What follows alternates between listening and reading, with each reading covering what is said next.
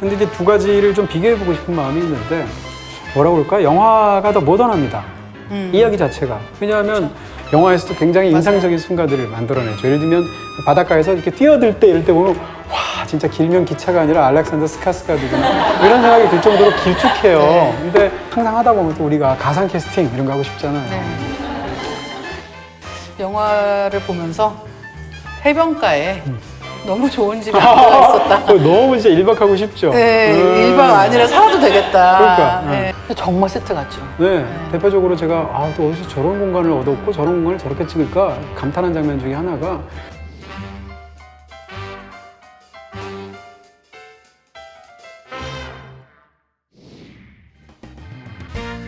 네, 이동진의 빨간 책방 책임자를 만나다 리틀 드러머걸, 또 무엇보다도 오늘은 박찬욱 감독의 TV 미니 시리즈 동명의 영화랑 같이 한번 소설을 비교해 보도록 하고요. You are a hunter.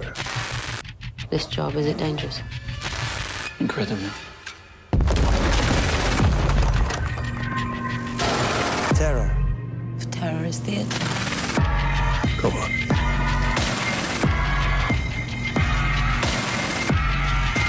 You cannot stop the devil. Only the man performing it. Who am I? 어떻게 보면 이 소설을 읽으신 분보다 지금 현 단계에서 한국에서 영화를 보신 분들이 더 많지 않을까? TV 드라마를. 네, 그리고 아무래도 이제 책 읽다가도 아마 중간에 드라마로 넘어가신 분들도 많지 않을까라고 생각하고 있거든요. 네. 그리고 이제 책을 좀 더 편하게 읽고 싶으시다면 저는 역시 드라마를 먼저 보시는 것도 좋겠다는 생각이 들기는 해요. 왜냐하면 네. 이제 책을 보시면 초반에 이제 어떤 구체적인 사건들을 이야기를 하는데 거기가 굉장히 밀도가 높고 근데 전혀 모르겠는 이야기가 연쇄적으로 나오기 때문에 오히려 그런 면에서는 드라마를 먼저 보시는 게 나을 수도 있겠다. 왜냐하면 드라마를 보시면 드라마에서는 찰리가 맨 처음에 나와요. 네. 예, 일단 주인공을 보여주고 이제 그 다음에 또 이야기를 엮어가는데 이 리틀 드러머걸 책에서는 주인공이 나올 때까지 굉장히 한참 시간이 가야 되고 그때부터 또 한참 지나야 찰리가 본격적으로 활약을 시작하기 때문에 저는 만약에 책을 읽으시다가 잘 안 읽힌다 그러면 드라마를 먼저 보시는 것도 좋겠다는 생각을 합니다. 항상 이제 이런 얘기 할 때마다 이거 뭐 정답은 없을 것 같은 생각은 드는데 네. 이 케이스에는 저는 사실은 약간 동의하는 부분이 있습니다. 이게 만약에 책을 먼저냐 영화가 먼저냐라고 했을 때 일단 스토리의 양은 비교가 안 될 정도로 책이 많거든요. 그럼요. 거기도 일단 6시간짜리 영화지 않습니까? TV 시리즈니까. 네. 그럼에도 불구하고 이 스토리의 양으로 본다면 전체 뭐 이 세세한 부분에 5분의 1도 못 살렸을 텐데 그런 부분에서 이 소설을 먼저 읽게 되면 이 소설의 모든 세세한 부분들이 머리에 남기 때문에 영화를 보다 보면 빠진 부분이 막 맞아요. 생각나요. 아, 저거 네. 빠졌네? 이렇게 생각하게 되죠. 그리고 또 한 가지는 진입장벽이 좀 높다는 건데 그러다 보니까 어떤 소설을 우리가 속속들이 느끼지 못하는 상태에서 150페이지까지 읽는 건 쉬운 일이 아니잖아요. 네. 그런 부분에서 영상이라는 건 상대적으로 훨씬 더 친숙하니까 영상을 먼저 본 다음에 소설을 보시면 상대적으로 적어도 이 소설에 관한 한 그런 그렇죠. 선후 관계가 있지 않을까 싶어요. 그리고 또 한 가지는 이제 네. 스파이물을 좀 읽으신 분들 같은 경우는 맞아요. 스파이물에서 하는 행동들이나 아니면 말 같은 것들이 뒤에 어떻게 쓰이겠다라는 감을 좀 잡을 수가 있는데 네. 이제 스파이물을 잘 많이 안 보신 분이나 아니면 007 같은 액션이 많이 들어가 있는 작품들을 주로 보신 분이라고 하면 바로 책을 읽기는 예, 사건은 언제 나오지 같은 느낌일 수 있다. 항상 왜 그런 얘기 하거든요. 원판은 바뀌지 않는다고.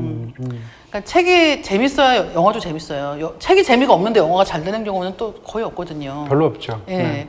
물론 책이 재밌는데 영화가 별로인 경우는 많이 있습니다. 굉장히 많죠. 네, 많지만 예, 어쨌든 기본적으로 영화가 잘 나오려면 이 기본 원작에 되는 책이 재밌어야 되는 경우가 많은데 리틀 드라머걸도 그런 케이스고 박찬욱 감독의 그런 그 장면을 꾸미는 감각 같은 것들을 좋아하신다면 리틀 드러머걸 드라마도 굉장히 좋아하시겠다는 생각은 했어요.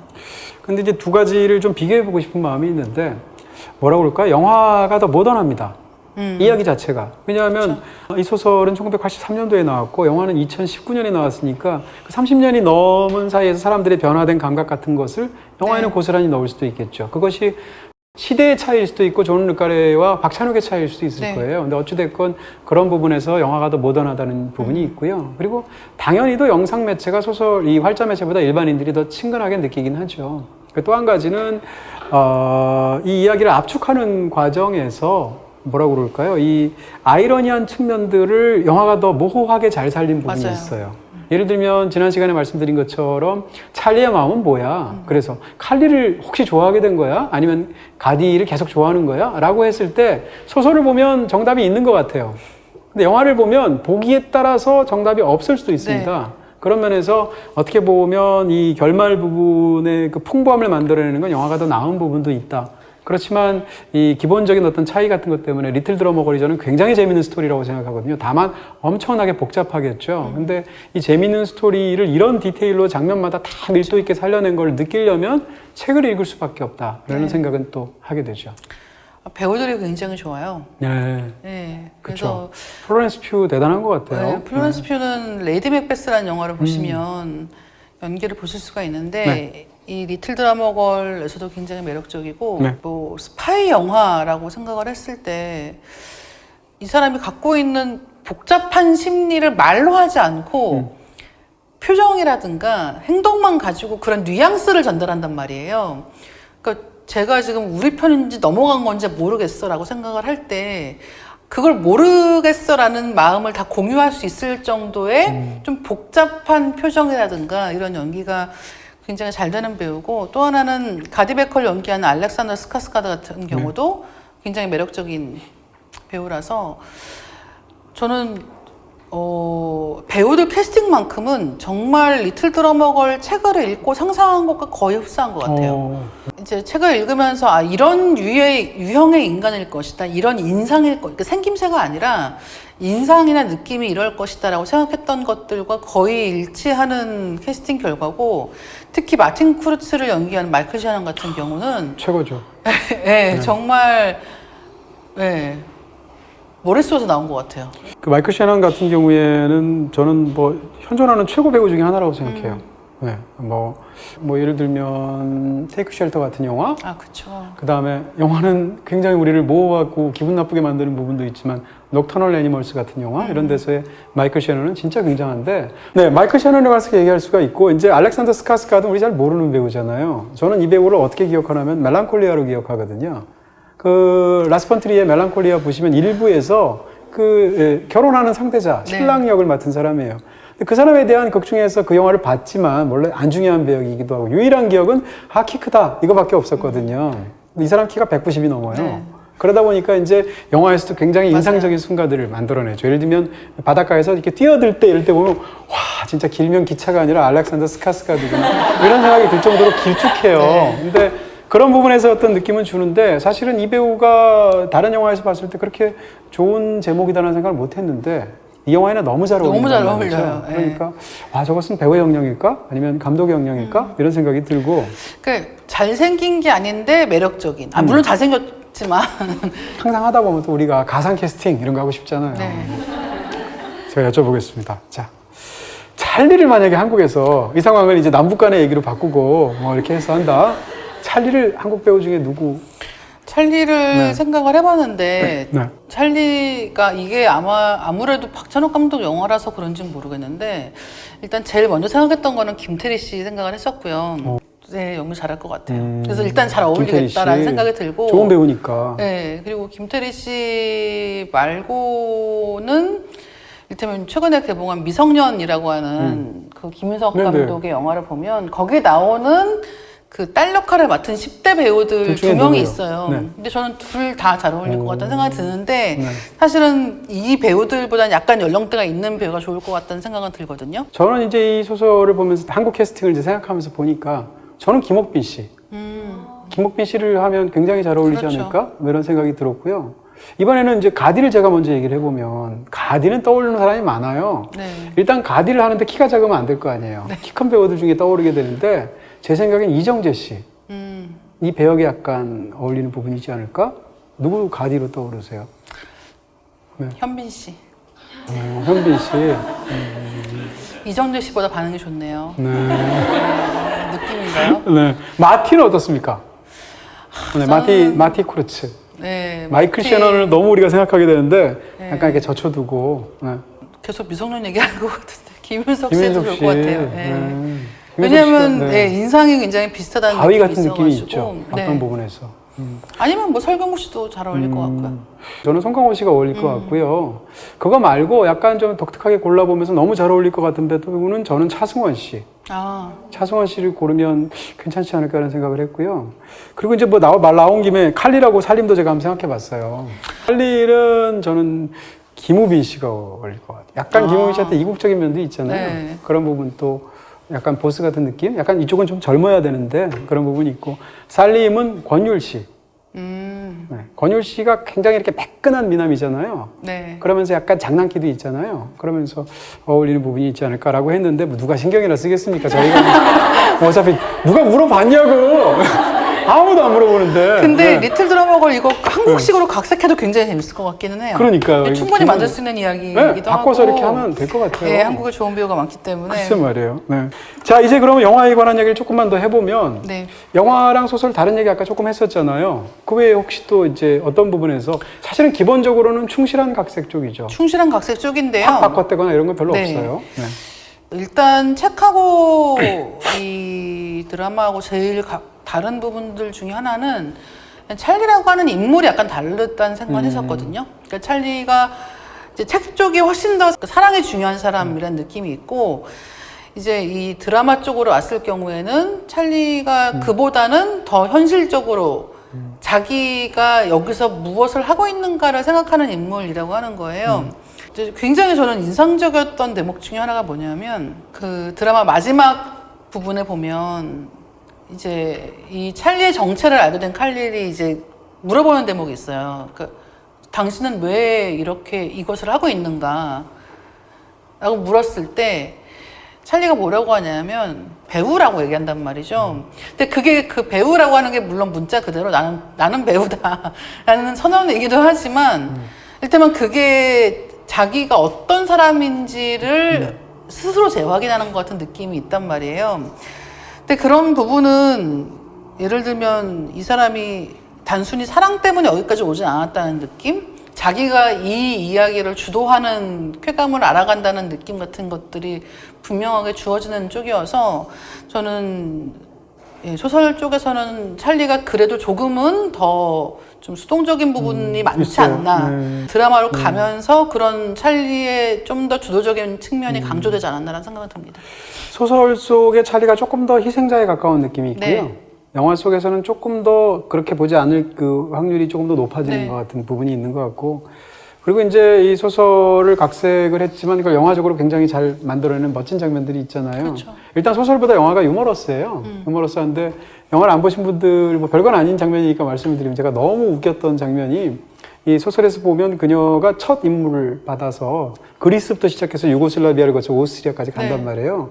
혼자 차를 몰고 가는데 차에는 폭탄이 어마어마하게 있어요. 그걸 이제 혼자 가면서 드디어 이제 신임을 얻는 장면이 있는데 오스트리아 국경을 넘으려고 할 때 항상 그 클리셰가 있잖아요. 걸릴까 말까. 처음에는 그냥 보내려고 하다가 갑자기 이상해서 네. 뜯어보려고 한다든지. 네. 그거 할 때인데 지금 이 차에서는 담배를 피면 안 돼요. 소설에서는 사실 그게 나오긴 나오지만 자대로 안 나오는데 영화는 집요하게 나오는데 담배를 피우면 옆에서 가디가 못 피게 평상시에 한답니다. 근데 그게 처음 느낄 때는 남자가 가부장적이라서 여성이 담배 피는 거를 금하게 하는 건가? 이렇게 보이는데 조금 뒤에 가다 보면 사실은 이 차에 폭탄이 어마어마하게 있는 거예요. 그러니까 담배를 피면 너무너무 위험한 행동이잖아요. 그래서 금지시켰던 그런 부분이 있는 거예요. 근데 사실은 담배를 굉장히 좋아하는 사람이고 그런 상황에서 오스트리아의 국경을 넘어가는데 처음으로 스파이를 하다 보니까 얼마나 쫄리겠어요. 그런 상황에서 초조하니까 문을 내리자마자 담배를 입에 뭅니다. 불을 안 붙인 상태에서.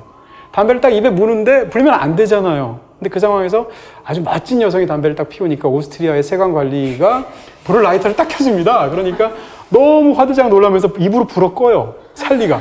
그 남자가 켜주면 또 꺼요. 근데 이 장면이 말하자면 슬랩스틱처럼 나오는데 와 대단한 유머다라는 생각이 들면서 너무 웃긴 거죠. 근데 그때부터 상대방은 의심하죠. 이게 뭐야 이런 생각이 들면서 그러면서 이제 위기에 처하게 되는 그런 유머 장면들 굉장히 재밌었습니다. 네. 다 본 다음에 생각한 게 영화 후반부에 가면 일종의 안가 시설 같은 게 있어요. 안가니까 이제 안전하게 보호하는 곳이잖아요. 보통 영화나 이런 데 나오는 안가들은 다 창문 없는 집에 갇혀 있는 경우가 많거든요. 안전이 최우선이기 때문에. 근데 영화를 보면서 해변가에 너무 좋은 집에 안가가 있었다. 그거 너무 진짜 1박하고 싶죠. 네, 1박 아니라 살아도 되겠다. 그러니까, 네, 저 안가는 가고 싶다라는 생각을 했던 기억이 있어서. 네. 근데 그 마지막 장면들도 너무 좋아요. 저는 그 안가 대목부터 맨 끝 장면까지가 다 좋거든요. 다 좋은데 예를 들면 그 쿠르츠가 악수하자고 손을 내밀었을 때, 네, 네. 근데 그런 장면들이 역광이기 때문에 잘 안 보여요. 인물들의 표정 같은 게 전혀 안 보이고 그림 자극처럼 표현된단 말이에요. 근데 그런 상황에서 악수하자고 내민 손을 사뿐하게 무시하고 이렇게 돌아서 나가는 찰리의 모습이라든가, 그다음에 집 앞에서 기다리고 있던 가디와 찰리가 만난 대목이라든가, 이런 그 맨 끝에 대목들이 굉장히 좋고, 마지막 그러니까 6회차의 그 후반부는 어떻게 보면 설명 안 되는 부분들도 굉장히 많거든요. 그러니까 구체적으로 이게 이렇게 되었다 저렇게 되었다가 없이. 그래서 좋죠. 예, 훨씬 저는 그게 너무 좋은데, 예를 들면 영국이 이렇게 한 결과로 무슨 일이 벌어졌는가라는 거를 영화 말미에는 뉴스 컷들을 쫙 붙여서 보여준단 말이에요. 근데 전 그런 대목들이 주는 힘 같은 게 굉장히 있어서, 예. 저는 이 영화에서 공간 활용이 너무 좋은 것 같아요. 상당수가 저게 세트가 아닌가 싶은데 실제 공간이었다고 하는데, 정말 세트 같죠. 네, 네. 대표적으로 제가 또 어디서 저런 공간을 얻었고 저런 공간을 저렇게 찍을까 감탄한 장면 중에 하나가, 중간에 이제 모든 것이 난매기상에 빠졌을 때 어떤 호텔방 같은 곳인데, 이 호텔이 이렇게 뭐라고 그럴까요? 이렇게 사선으로 계단이 파여 있는 거예요. 방인데 방이 한 절반이 이렇게 계단이 올라가서 이렇게 한 3분의 1 정도가 계단의 흔적들이 이렇게 보여서 뒤쪽에 사람이 서 있으면 뚫렸는데도 불구하고 하반신만 보이고 상반신은 안 보인단 네. 말이에요. 그런 공간에서 인물들의 동선을 집어넣는 방식, 3명이 있거나 둘이서 얘기를 하는데 서로 다른 마음을 갖고 있고, 이런 것들을, 이런 공간이 어떻게 보면 핸디캡이잖아요. 네. 카메라 놓기도 어렵고 찍기도 어렵고 이런 맞아요. 상황에서 보통 감독 같으면 여기 아니다 이러고 딴 데 가서 찍었을 텐데, 그 공간의 단점처럼 보이는 것을 그런 어떤 서스펜스나 미스터리의 핵심적인 부분으로 공간을 차용했단 말이에요. 그렇죠. 그런 게 굉장하다고 느낀 부분이 있고, 그 다음에 이 소설에서는 사실상 거의 안 나온다고 할 수 있는 부분이 라르센이 체포되는 장면이에요. 그렇죠. 소설에서는 거의 안 나오는데 영화에서는 그걸 굉장히 인상적으로 묘사하는데, 거리로 이제 라르센이 그 찰리가 배달해준 그 폭탄차를 메르세데스를 몰고 가다가 요원들이 덮쳐가지고 이제 체포하는 장면이 있습니다. 근데 그 장면을 까마득히 먼 익스트림 롱쇼트로 찍었거든요.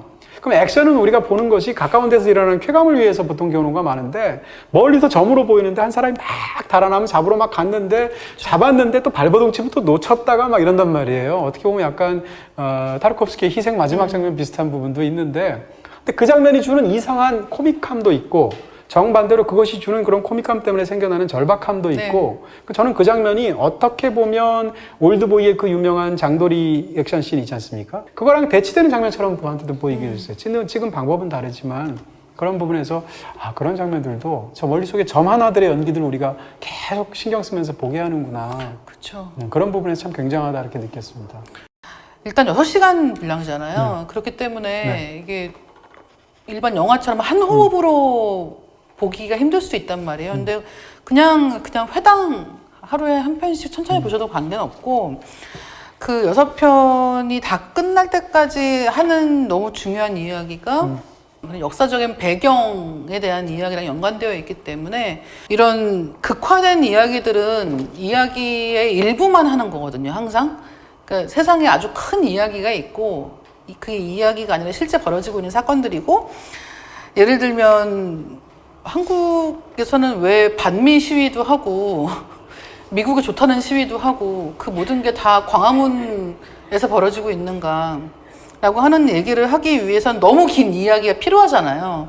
이게 지금 오늘 1, 2년 이야기를 해서 될 수 있는 부분이 아니라, 사실은 그걸 이해하기 위해서 필요한 거는 50년, 60년 역사를 다 알아야 된단 말이죠. 근데 그런 식으로 리틀 드라마걸 같은 경우는 1980년대를 중심에 두고 이제 그 즈음의 이야기를 하고 있지만, 그 이전사가 너무너무 중요한 이야기다. 그리고 존 르 까레가 이 책에 맨 앞부분에 이제 작가 노트를 썼습니다. 네. 근데 이 작가 노트를 읽어보면 그런 식으로 그러니까 어떤 한쪽의 편을 들어서 선과 악을 나누려고 한 게 아니라 예, 이 모든 역사가 있기까지 영국이 책임져야 할 부분에 대해서 작가 존 르카레가 굉장히 진지하게 생각하고 있구나라는 것을 알 수 있는 글이에요. 그렇습니다. 이제 한국 사회가 워낙 그 격변이 많고 또 우리를 좌절시키는 일들이 워낙 많이 일어나고 이러다 보니까 이제 당연히 우리가 시야를 한국적인 상황 속에서 한국의 어떤 특정 정당이라든지 특정 사건이라든지 이런 게 집중해서 사실 생각하는 경우가 많잖아요. 근데 너무나 당연하게 또 어떤 세계사적인 어떤 변화나 타국에서의 어떤 일어나는 결정적인 사건들이 한국에 바로바로 영향을 미치는 시대가 되기도 했고 네. 그런 걸 떠나서 기본적인 어떤 뭐 인류애라고 그러면 너무 말이 강하겠지만 그런 부분이 있기 때문에 사실은 저는 지나치게 한국적인 현실에만 사람들이 매몰되어 있는 것 같은 느낌이 들거든요. 저도 그렇고요. 그래서 오히려 이런 책들을 통해서 사실은 이런 세계사적인 어떤 부분들까지 같이 알면 굉장히 좋은 일이 아닐까라는 생각들이 일단 들기도 하고 기본적으로 책 자체도 워낙 재밌기도 네. 하고요. 그렇게 정리할 수 있지 않을까 싶어집니다. 뭐 영화를 재밌지만 네. 스스로 익히진 않는다는 얘기를 말씀을 한번 더 할게요. 경고했어? 뭐 이런 얘기죠 지금. 왜냐면 저는 이거를 영상상 되기 전에 봤기 때문에 네, 네. 물론 그때 보다 포기했지만 네, 쉬운 책은 아닙니다. 분명히. 네, 그렇지만 뭐 고진감래가 있지 않을까? 이렇게 말씀드리고요. 자, 이렇게 해서 네, 존 르카레의 리틀 드러머걸 재밌는 이야기, 깊은 이야기 많이 나눠본 것 같고요. 자세한 내용들은 또 영화를 통해서 네. 혹은 책을 통해서 즐기셨으면 좋겠습니다. 감사합니다. 감사합니다.